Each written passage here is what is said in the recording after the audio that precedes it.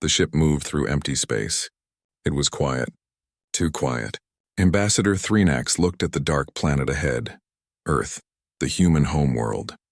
But something was wrong. No light shined from the surface. No signals came from the orbital stations. The radio channels were silent. It was like the entire planet had gone to sleep and never woken up. Threnax touched the control panel with his long fingers. He felt nervous. The Galactic Council had sent him here with an important message. After more than 100 years, they finally wanted to talk to the humans. They wanted to offer them a place in the Council. But they were 127 years too late. "Sir, I am detecting no life signs," said the pilot. Her voice was steady, but Threnax could hear worry in it. "The orbital platforms are still there, but they are not working. They are just floating in space like dead metal." Threnax looked at the screen. Mars appeared on the display. Then Europa, then Titan, all the human colonies. All silent, all empty. The settlements were still standing. The buildings looked fine, but there were no people. No movement. No life. "This makes no sense," Threnax said. "Where did they all go?" The Council had made a mistake. A big mistake. When humans first reached out to the stars in the year 2720, the Council had looked at them. They studied their technology. They watched their primitive ships. Then the Council made their decision. Humans were too simple, too young, too weak. They were not ready to join the great powers of the galaxy. The humans had asked many times. They sent messages. They begged for contact. They built a beautiful hall in their city of Geneva. They called it the Hall of Stars. They waited there for the Council to come. They waited for decades, but the Council never came. The Council had more important things to do, other species to meet, other problems to solve. The humans could wait, and wait they did. For 150 years they waited. Now Threnax was here. Now the Council wanted to talk. But the humans were gone. The ship landed near Geneva. The city looked perfect. The buildings stood tall and clean. The streets were empty but not damaged. It was like everyone had just vanished in a single moment. Threnax walked out of the ship. His team followed him. They wore protection suits. They carried scanners. They moved carefully through the silent streets. They found the Hall of Stars. It was a beautiful building. White stone, tall windows, a dome that reached toward the sky. The humans had built it to welcome the Council. To show they were ready, the doors were open. Threnax walked inside. The hall was empty. Chairs stood in perfect rows. A stage waited at the front. Everything was ready for a meeting that never happened. Then Threnax saw them. Bodies. Human bodies. Hundreds of them. They sat in the chairs. They stood by the walls. They lay on the floor. But they were not dead. Not exactly. The bodies looked perfect. Their skin had no decay. Their clothes were fresh. They looked like they might wake up at any moment. But they were frozen. Completely still. Like statues made of flesh. "What happened to them?" asked the pilot. Threnax moved closer to one of the bodies. A human woman. She was reaching out. Her hand was extended toward the door. Her face showed no pain, no fear, just determination, like she was trying to grab something that was no longer there. "Scan them," Threnax ordered. The team used their equipment. The results made no sense. The bodies showed no life signs, but they also showed no death. The cells were preserved perfectly. The brain patterns were still visible in the scans. But there was no consciousness, no thought, no awareness. It was like the humans had left their bodies behind. Like empty shells, they found a message on the main display screen. It was the last thing the humans had broadcast. Threnax read it out loud. "We waited. We called. We begged. We built this hall for you. We prepared for 150 years. We wanted to join you. We wanted to learn from you. We wanted to be part of something greater. But you did not come. You did not answer. You did not care. So we are leaving. Not to another planet. Not to another star. We are going somewhere you cannot follow, somewhere you cannot reach. We are going beyond, and we are never coming back. This is our goodbye. This is our last message. Remember us. Remember what you lost. Remember what you threw away." Threnax felt cold. His hands shook. What had the humans done? Where had they gone? The team searched the entire city. They found more bodies, thousands of them, all frozen in the same way. all left behind like empty containers. They found computers still running, files still open, research papers still on the screens. One scientist had been working on something called quantum substrate manipulation.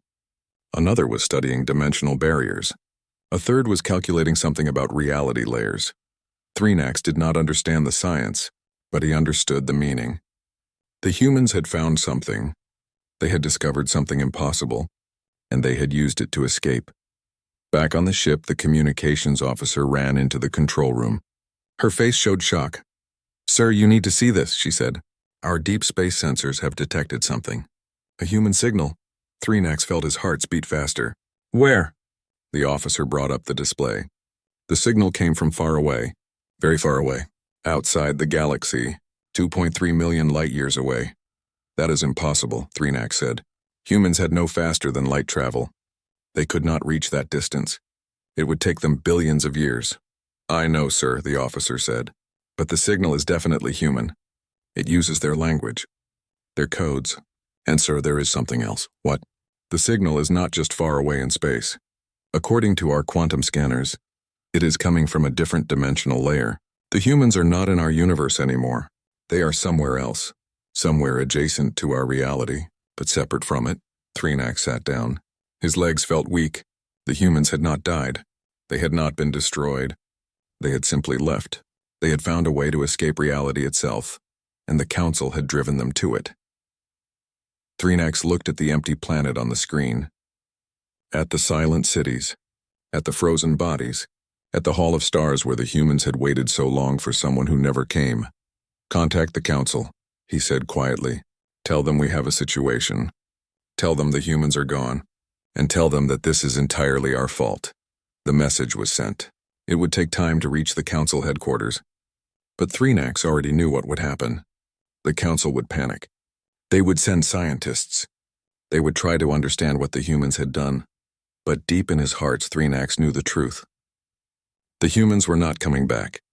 They had found something better, something the Council could never give them. They had found freedom, and the Council had spoken too late. Humanity was already lost. The Council chamber was full. Representatives from 200 species sat in their seats. They all looked at the large screen at the front of the room. On the screen was an image of Earth, silent, empty, dead. Threnax stood at the center. He had just finished his report. Now the Council members were arguing. Their voices filled the air. Some were angry, some were confused, some were scared. "This is impossible," said Council Leader Vareth. She was old and wise. She had led the Council for 300 years. "Species cannot just disappear. They cannot leave reality. This makes no sense." Threnax kept his voice calm. "I know it sounds impossible, but I saw it with my own eyes. The humans are gone, all 47 billion of them. They left their bodies behind, and our sensors detected their signal from outside our galaxy, from another dimensional layer." "Another dimension?" Vareth shook her head. "That is just theory. No one has ever proven it exists. No one has ever traveled between dimensions." "The humans did," said a young voice. Everyone turned. A small figure stood up. It was Krillix. She was a xenobiologist, very young. She specialized in studying primitive species. She had read all the reports about humans. She knew more about them than anyone else in the Council.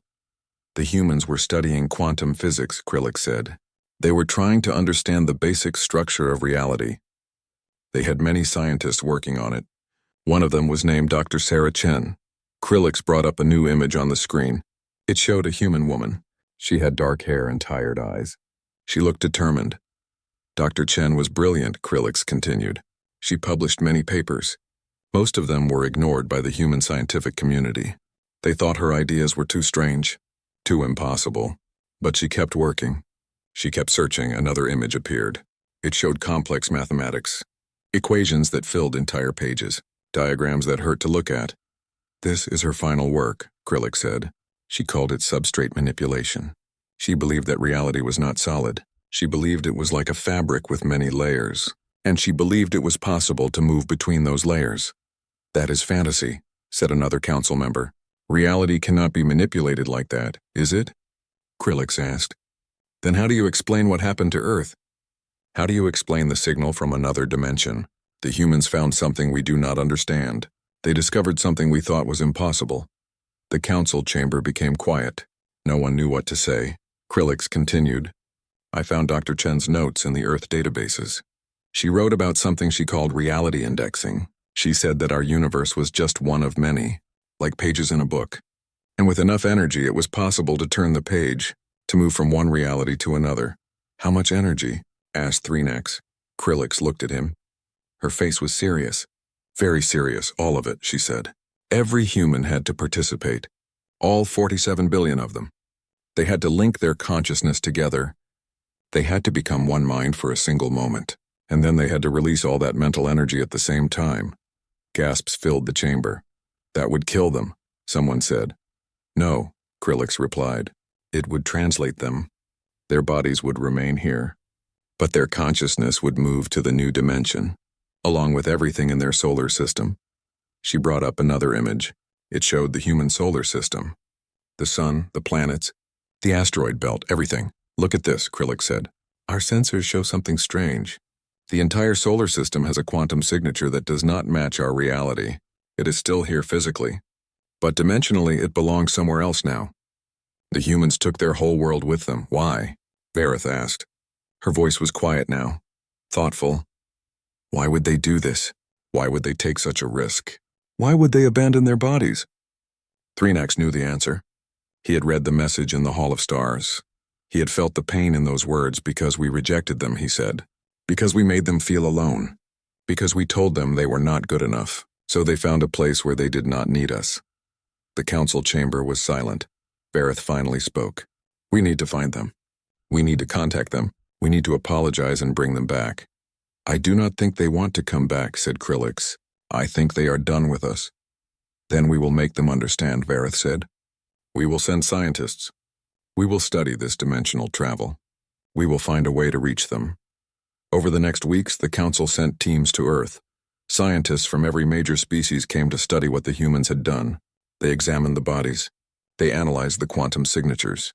They tried to understand Dr. Chen's equations, but the mathematics was too complex. The concepts were too strange. Even the greatest minds in the galaxy could not figure it out. The humans had discovered something completely new, something no one else had even imagined. Krillix spent every day in the research labs. She read every document. She studied every detail. She was determined to understand. One night she was alone in the lab. Everyone else had gone to rest. She was looking at a screen showing Dr. Chen's final calculations. Her eyes hurt from reading.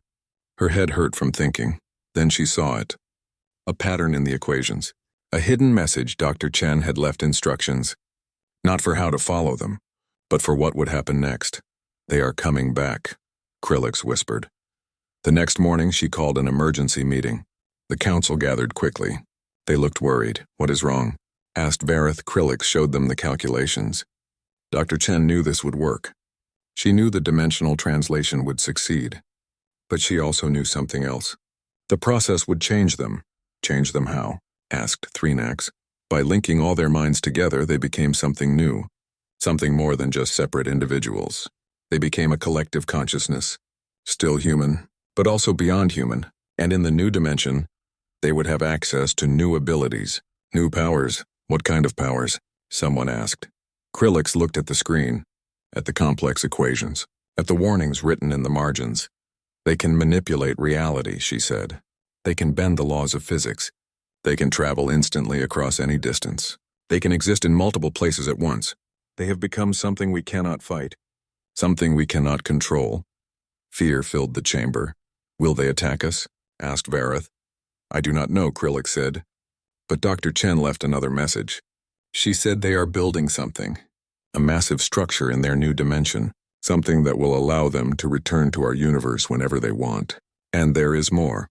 Each time they cross between dimensions, it causes damage to the barrier between realities. If they do it too many times, both dimensions could become unstable. We must stop them, someone said. How? Krillix asked.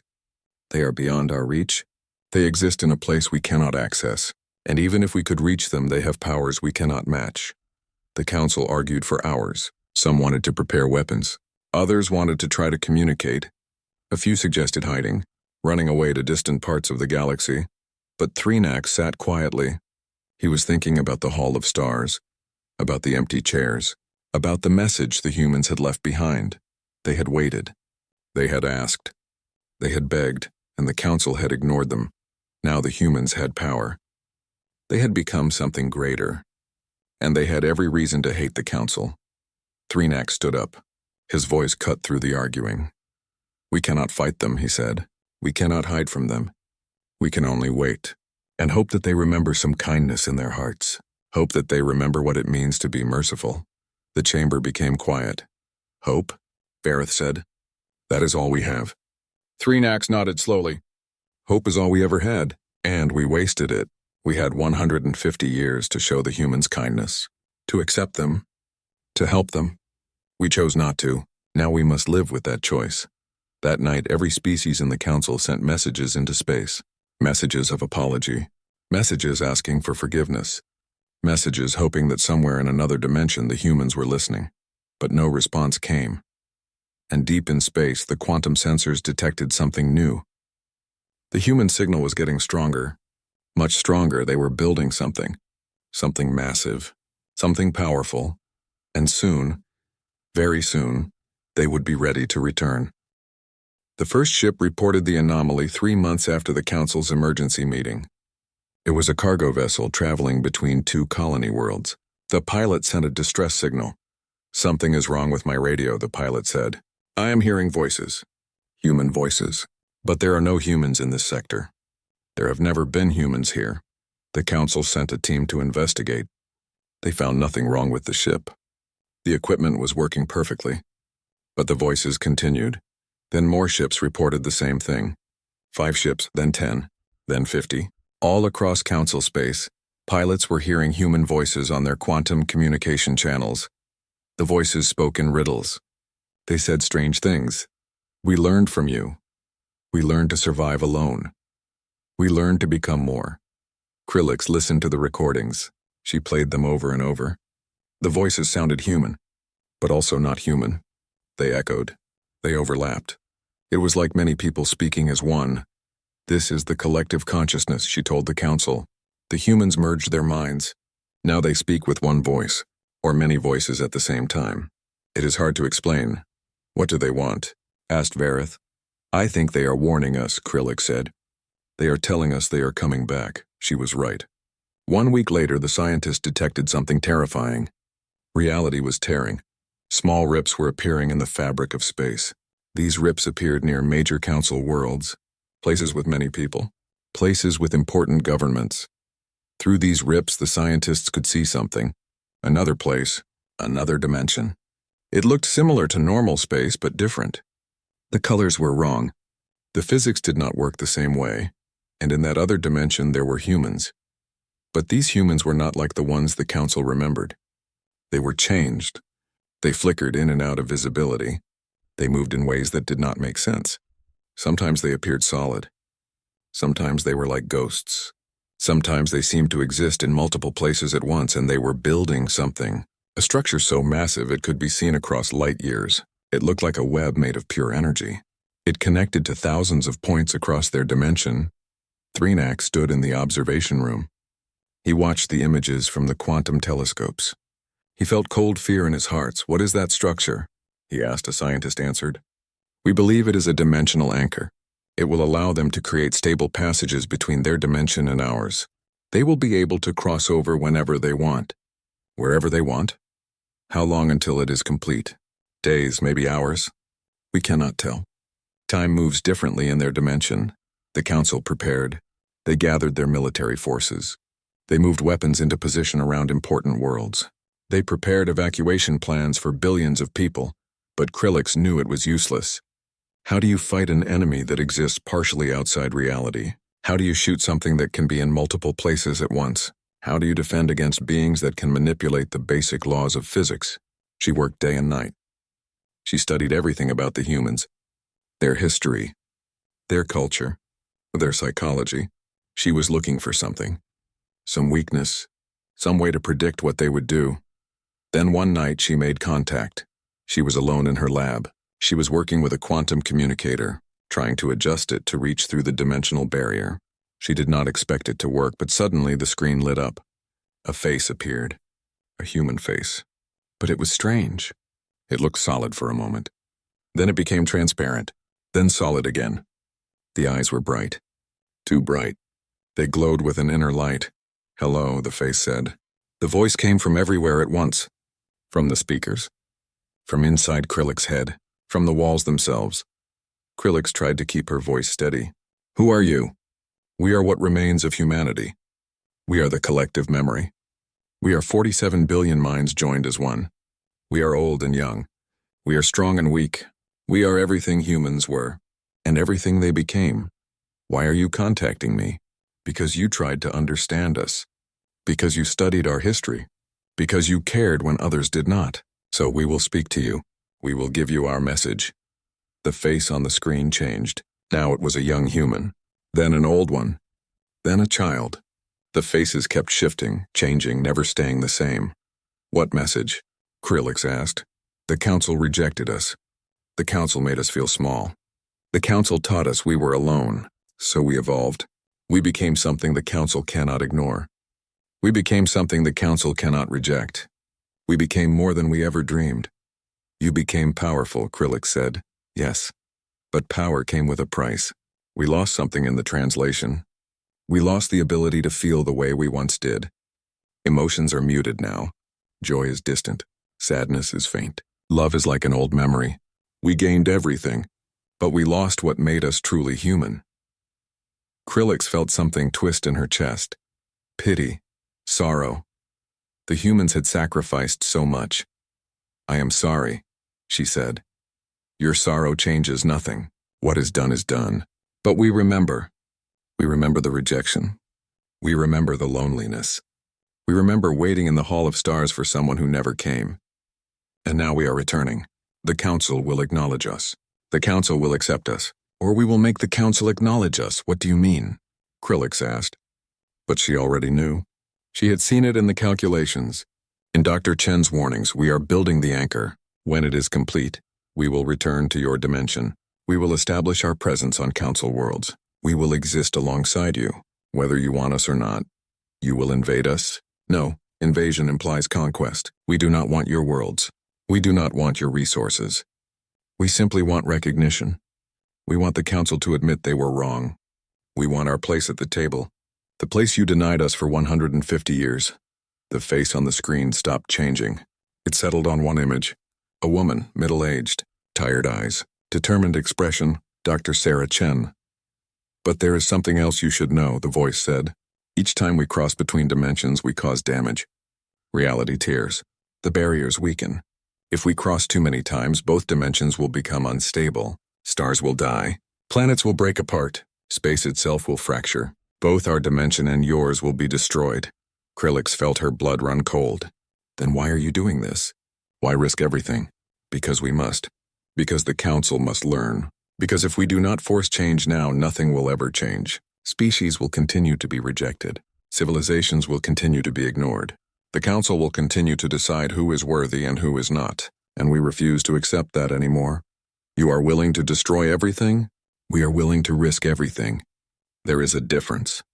The council has a choice. Accept us. Give us our rightful place, and we will cross the barrier only once. We will establish a stable connection. We will live peacefully alongside you. But if the council refuses, we will keep crossing. Again and again, until the council agrees.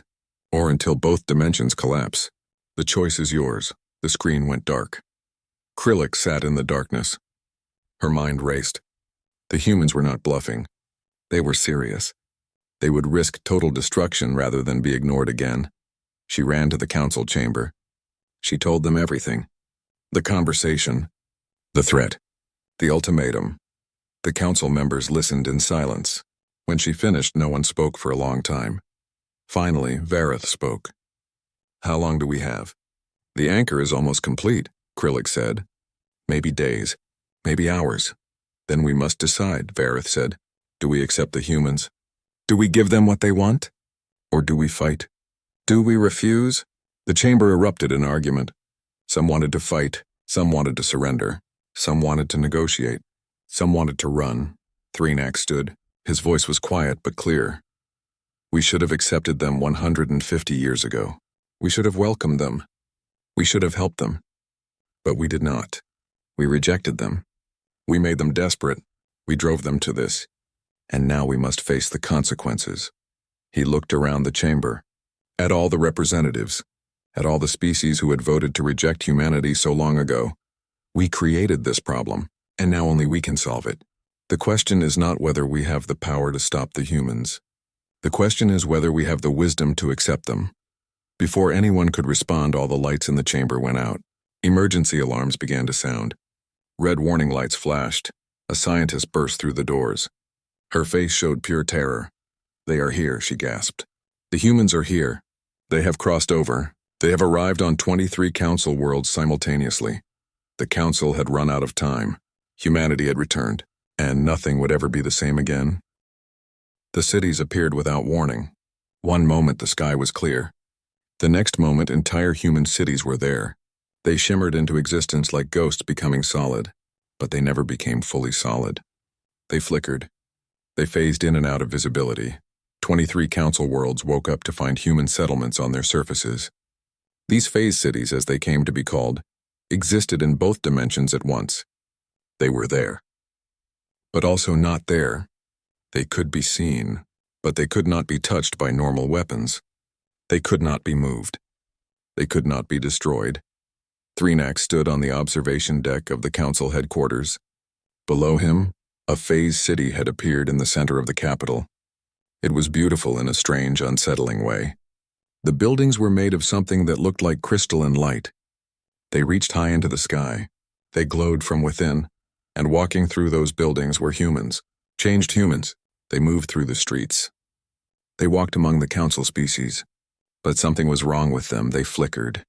One moment they were solid and real. The next moment they were transparent like glass. Their eyes glowed with that strange inner light. And when they spoke, their voices echoed in ways that made no sense. Worse, they knew things they should not know. They spoke to council members and called them by name. They mentioned private conversations. They knew secrets that had never been shared. It was as if they could see through walls, as if they could read minds. Krillix watched from the lab. She had instruments pointed at the phase city. The readings made no sense. The city existed in normal space, but it also existed in the other dimension. It occupied the same physical location as the buildings that were already there, yet somehow nothing overlapped. Nothing collided. "How is this possible?" asked another scientist. "They are manipulating reality," Krillix said. "They are bending the rules. They are making space work differently. I do not fully understand it.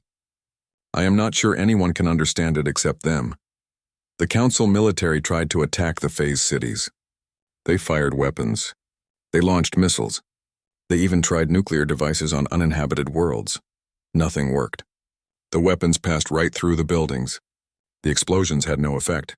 It was like shooting at shadows. The phase cities remained untouched, but something else happened. Something terrifying. Near the phase cities, technology began to fail. Spaceships could not start their engines. Computers crashed. Communication devices stopped working. Even simple machines broke down. The humans were not attacking. They were not destroying anything. Their mere presence was enough. The dimensional overlap caused interference.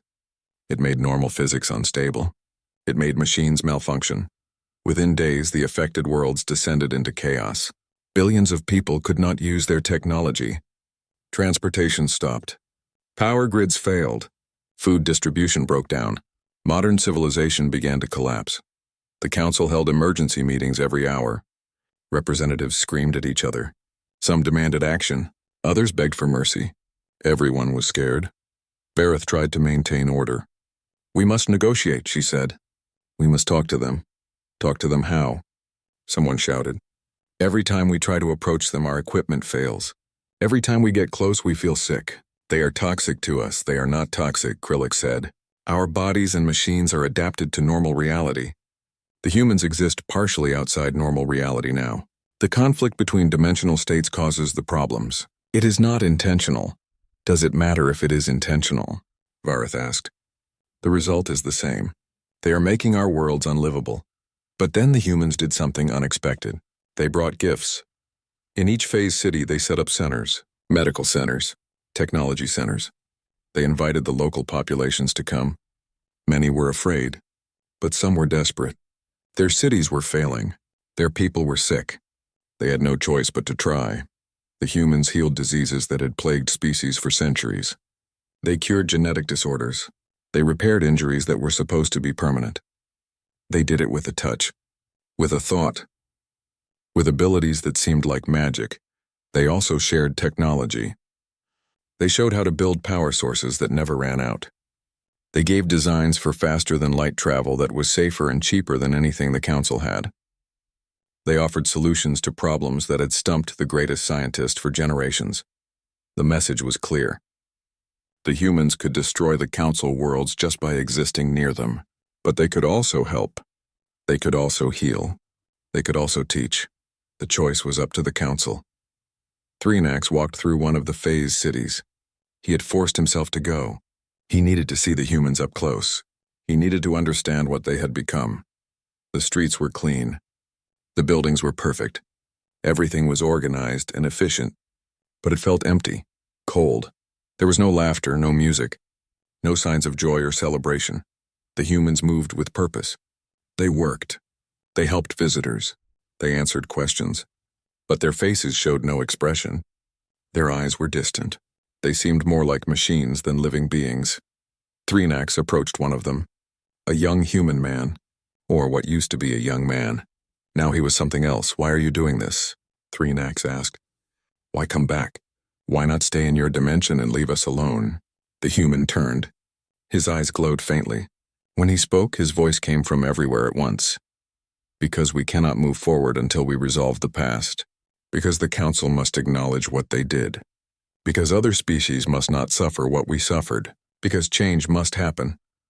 "You could have changed without returning," Threenax said.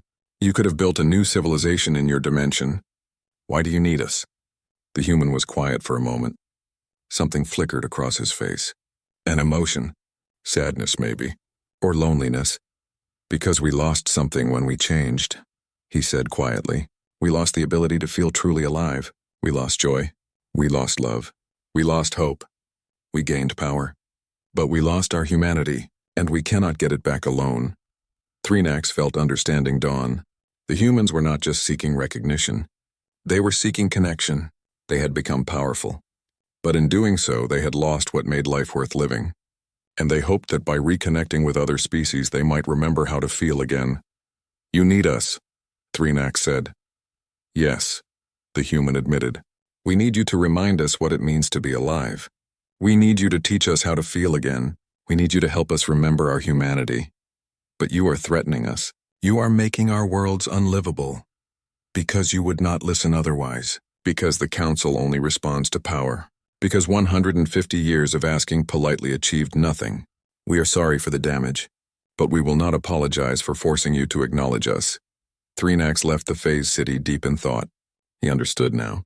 The humans were powerful, but they were also broken. They had sacrificed their souls for strength, and now they were trying to heal, but they needed help. He returned to the Council chamber. He told them everything. The conversation. The truth. The real reason the humans had returned. Some Council members were moved. Others were angry. The debate raged for days. Then Krillix made a discovery. A terrible discovery. She had been monitoring the dimensional barriers. The tears in reality. She had been measuring how much damage the phase cities were causing. The numbers were worse than she feared. Much worse. The phase cities are not just causing local disruption, she told the Council. They are causing fundamental damage to reality itself.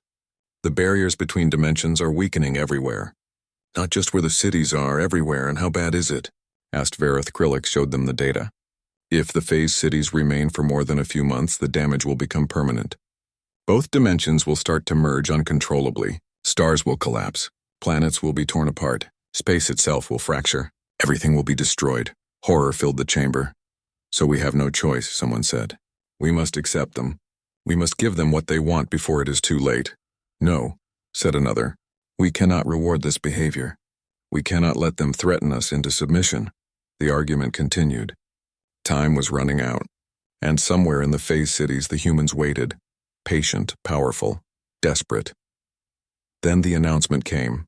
A message broadcast across all council space. A message from the humans. It was Dr. Sarah Chen, still alive after 127 years. Her face appeared on every screen, in every city, on every world. "Greetings, Galactic Council," she said. Her voice was calm, steady, final. "You have 10 cycles to make your decision. Accept us as full members of the Council. Grant us the recognition we have always deserved. Or we will remain, and both our dimensions will die together. The choice is yours. Choose wisely. Choose quickly. You do not have much time." The screen went dark. The Council had 10 cycles, 10 days, to decide the fate of the entire galaxy. 10 cycles, 10 days. The Council chamber had never been so full. Every representative was present.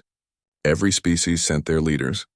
The vote would decide everything. Some wanted war. They argued that giving in to threats would set a dangerous example. Other species would see that violence and intimidation worked. The Council would lose all authority. Others wanted peace at any price. They argued that survival was more important than pride. If accepting the humans would save both dimensions, then the choice was clear. Still others suggested compromise. Partial acceptance, limited membership. Something that would satisfy the humans without fully surrendering. But Threnax had been thinking. He had been talking to humans in the phase cities. He had been learning about what they had sacrificed, what they had lost. And he had begun to understand something important. He stood. The chamber became quiet. "I have spoken with the humans," he said. "I have walked through their cities. I have seen what they have become, and I believe I understand the truth now." All eyes turned to him. The humans are not here to conquer us. They are not here to destroy us. They are here because they are broken. They became powerful, yes. They gained incredible abilities, but they lost something far more valuable. They lost their humanity. He paused. His voice became softer. They can manipulate reality. They can cross dimensions. They can heal any disease and solve any problem. But they cannot feel joy. They cannot feel love. They cannot feel hope. The process that gave them power took away their souls, and now they are desperate to get it back. Krillix spoke up. She had been quiet until now, but she had been studying the humans more than anyone. "Threnax is right," she said. "I have analyzed their behavior, their brain patterns, their emotional responses. They are like children who have forgotten how to laugh. They remember that laughter once brought them joy, but they cannot recreate the feeling. They need us to remind them. They need us to teach them how to be alive again." Vareth leaned forward. "So what are you suggesting? That we accept them out of pity?" "No," Threnax said. "I am suggesting we accept them because it is right. Because we should have accepted them 150 years ago. Because they deserved a place in the Council then. And they deserve it now. The fact that they became powerful does not change that. The fact that they are threatening us does not change that. We were wrong. We must admit it." The chamber erupted in argument again. Some agreed. Many did not. The debate went on for hours. Then Dr. Sarah Chen appeared. She did not wait for an invitation. She simply materialized in the center of the chamber.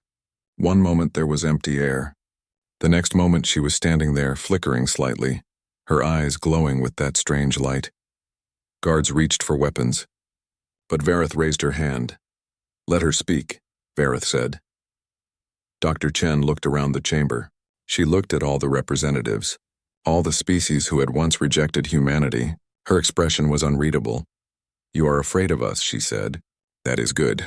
Fear is honest. Fear means you understand what we have become, but you should also understand what we have lost." She held up her hand. It flickered between solid and transparent. "We gave up everything to gain power," she said. "We gave up our physical forms.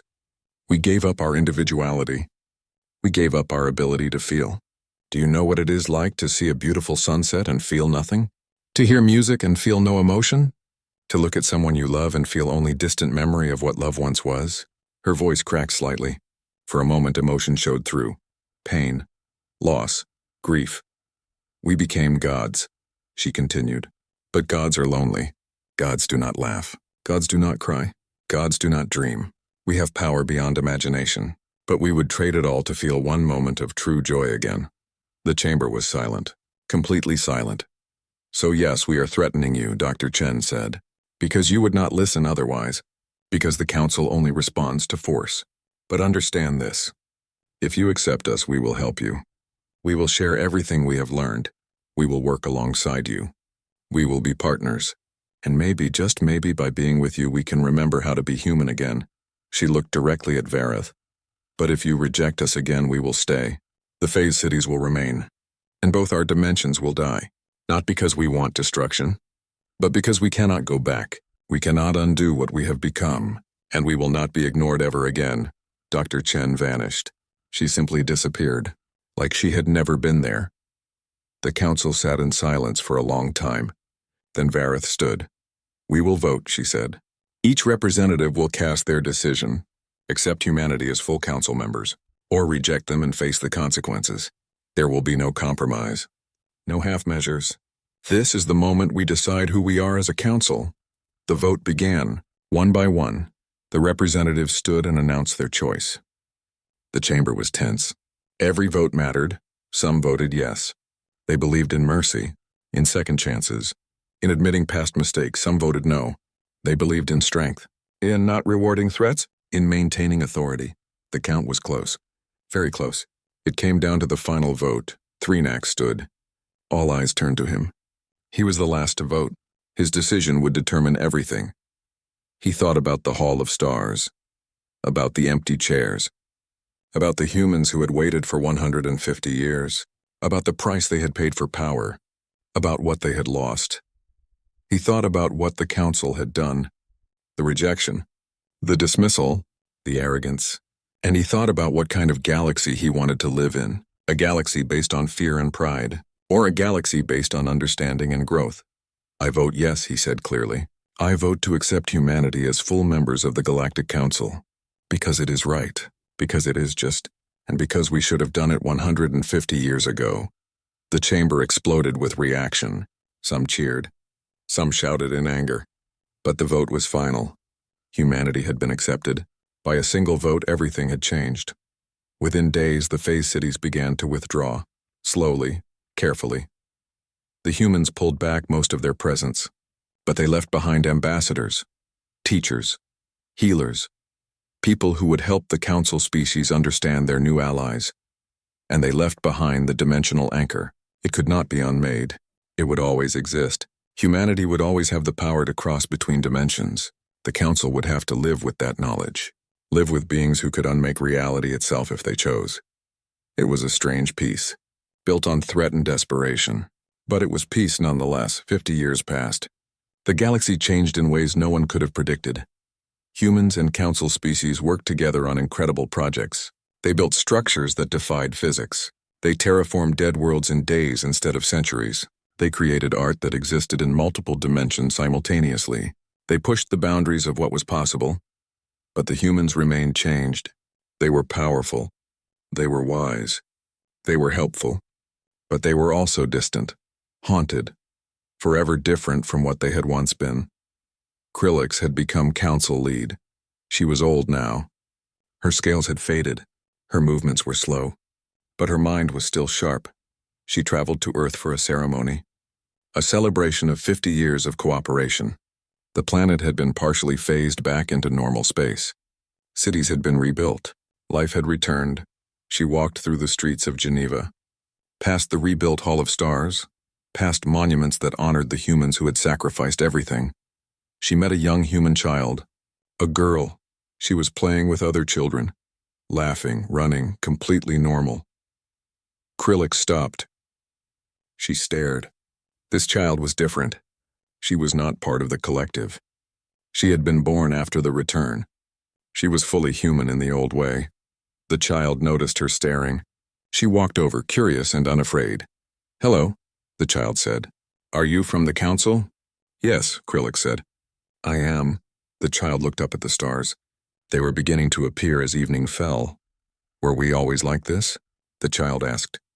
The adults, I mean. Were they always so strange? So quiet? Krillix felt her heart's ache.